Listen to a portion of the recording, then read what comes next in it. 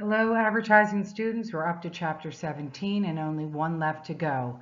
There will be more information in this chapter about evaluating the effectiveness of not only the integrated marketing communication plan, but your advertising campaign as well. So we're going to go through these slides and then we'll catch up for chapter 18 next.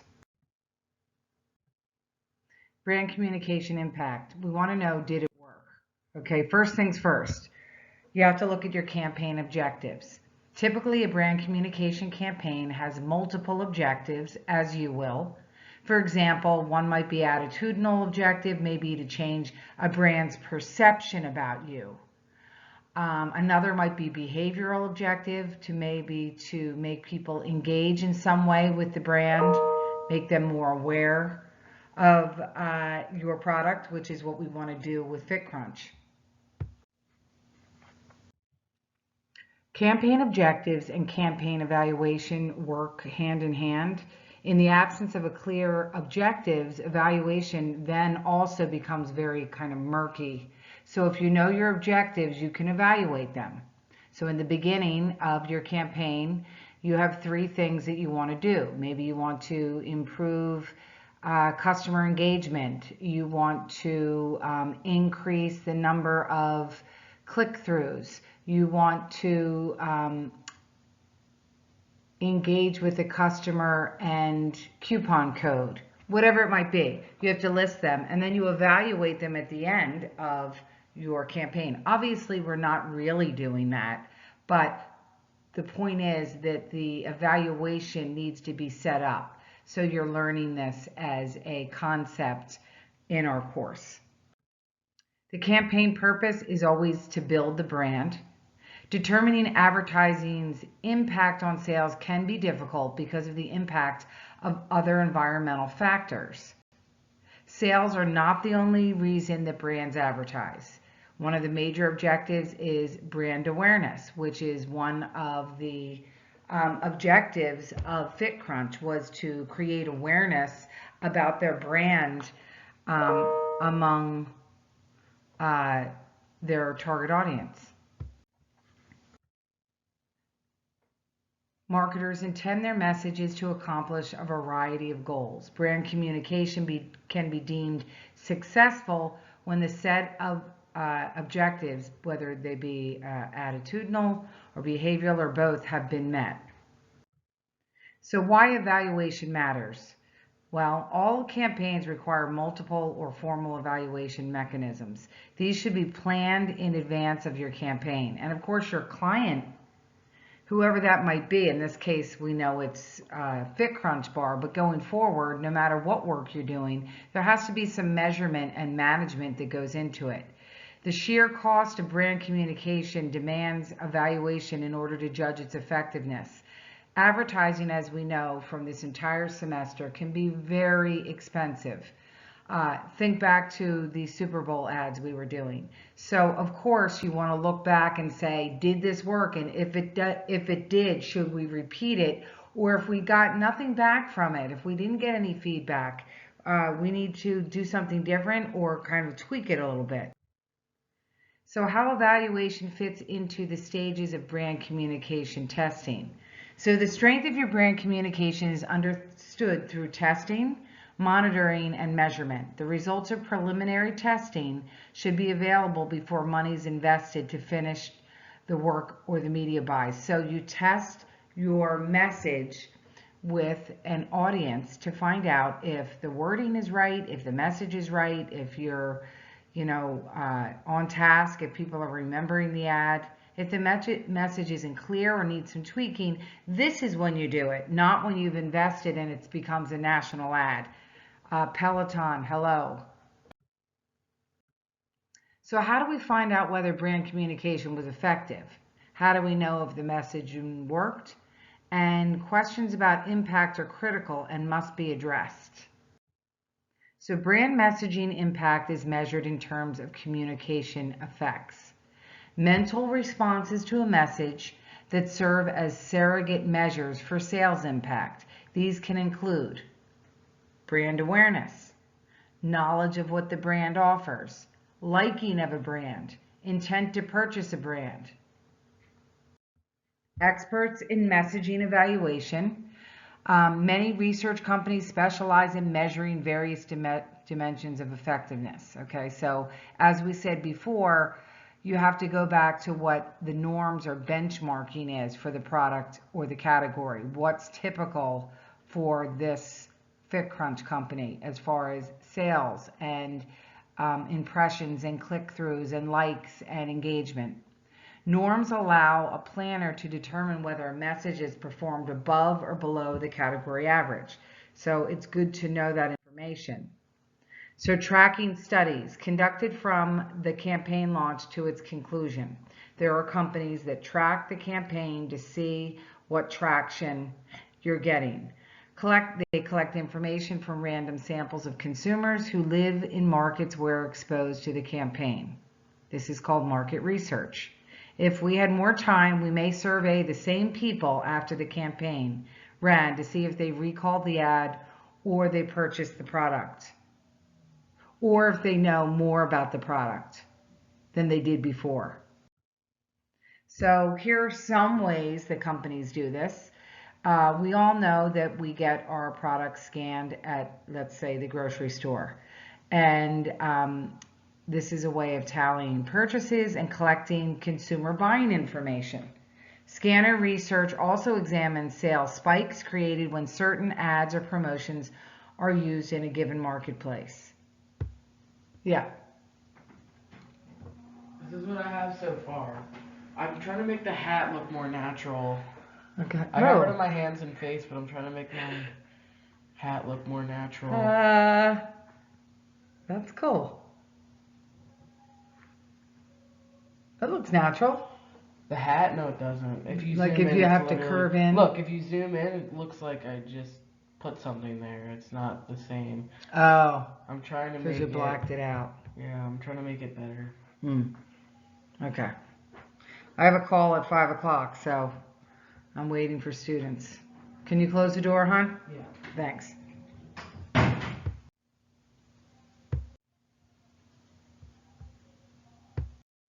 Okay, so scanner information is valuable to marketers.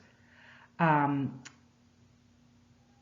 shopper ID cards that record information, sometimes we get zip codes from people, but we all use these electronic scanners to gather information. Some companies really use them a lot, and they send promotional materials out to you according to what you've purchased, services, etc. going forward. Other companies just collect information and don't really do a whole lot with it. So message evaluation techniques, so single source data obtained by measuring media or marketing exposure, purchase behavior, or loyalty for the same individual or household. This can be very expensive because it's a single source research and it can produce pretty dependable results. And it's expensive. You can go with memory tests. In recognition of an ad, people are asked whether they remember seeing the message, they recall it, and remember what was the ad, what the actual brand was in the ad. Sometimes I can remember the idea of what the ad was about, but I might not remember the brand, which is not good. And we get so much clutter every day that sometimes jingles, packaging, or a good tagline go a long way with recall. So when I asked all of you to recall a jingle, many of you did things like State Farm and Stanley Steamer, and a lot of times when you remembered a jingle, couldn't get it out of your head. That's what you need sometimes to get through the clutter. Okay, inquiry tests. So these measure the number of responses to an advertisement or other form of brand communication. So some of you might be dealing in this area, okay? So maybe not calls for a toll-free number, but an email or website visit, a coupon return or a code was activated, visit to a dealership, entry into a contest, a call to a salesperson. So at least 2 or 3 of those could be used in evaluating the success of your campaign depending on what you're going to do. Okay, IMC synergy exists when all campaign components work together to create a solid, understandable brand meaning. The overarching campaign impact is strongest when the right mix of IMC tools are used, and before the overarching campaign synergy is measured, evaluation usually is conducted on a tool-by-tool basis. Advertising can accomplish objectives including increased brand awareness, improved brand image. The tracking study is the most common by post-testing evaluation technique used to evaluate advertising. So the post-testing evaluation is I'm going to show the ad to a group, a target audience, to see what their thoughts are on it before we launch a national or regional campaign. In public relations, evaluation should be based on measurable objectives set at the beginning of the campaign as well.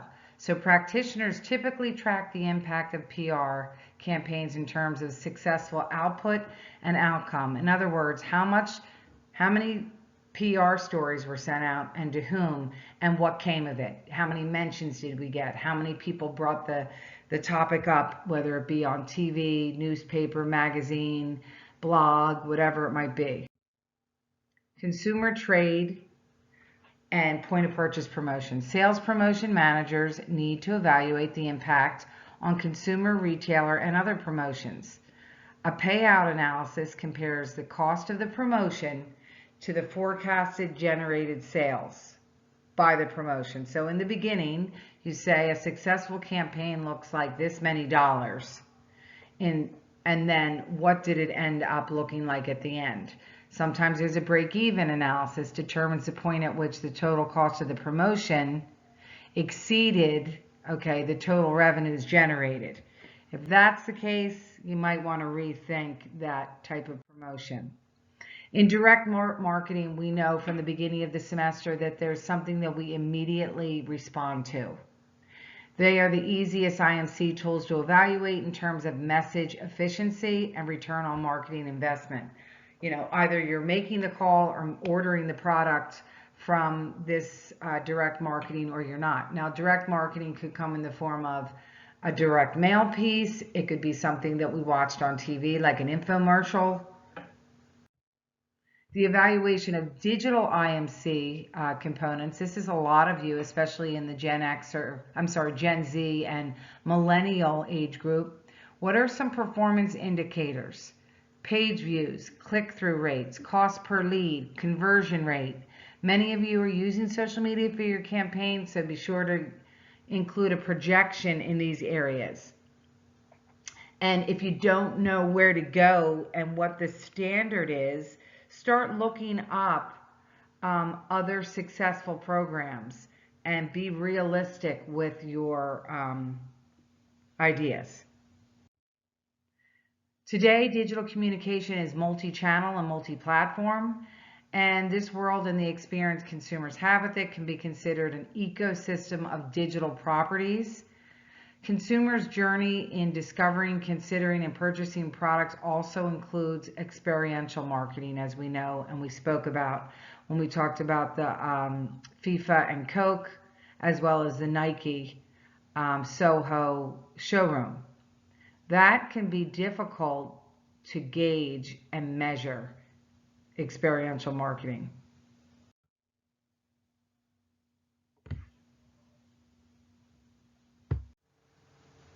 Okay, now we're up to the evaluating the performance of your media vehicles. This is the part I'm talking about in your paper that you need to think about.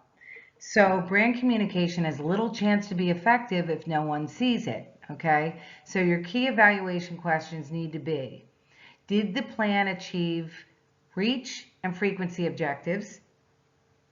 Did the ad placement run in positions expected and produce your intended gross rating points, okay?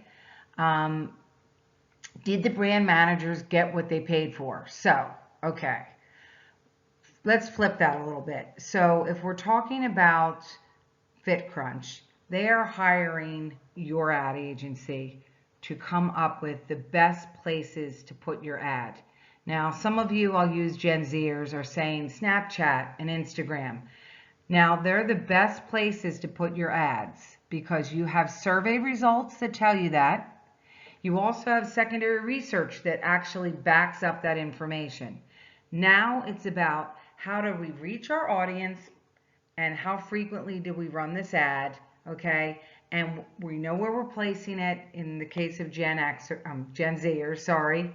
And what approach are we using? Are we using storytelling? Are we using humor? Are we using videos? So you have to be able to come up with all those pieces to create this ad that's going to get in front of your audience and be effective and be seen.